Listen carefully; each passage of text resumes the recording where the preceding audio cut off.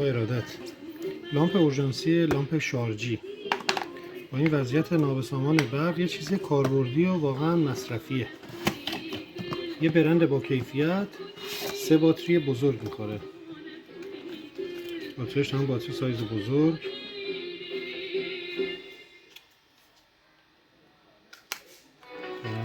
الان 3 تا باتریش هم اینجا زدم، جعبه باتریشه. اینو مثل لامپ میبندید داخل خونه، به محض اینکه برق بره خودش اتومات روشن میشه. وقتی هم که نمیخواید حالا به عنوان لامپ آویز استفاده کنید، شارژش بکنید حالا با یه سرپیچ، با این سریعی که خودش داره ببندید میتونید به عنوان یه لامپ حالت آویزونش کنید هر جا که میخواید، روشن میشه. نورش هم خیلی حالا همینجا محیط روشنه. ماندگاری شارژ خیلی بالایی داره، 6 ساعت بهت نور میده.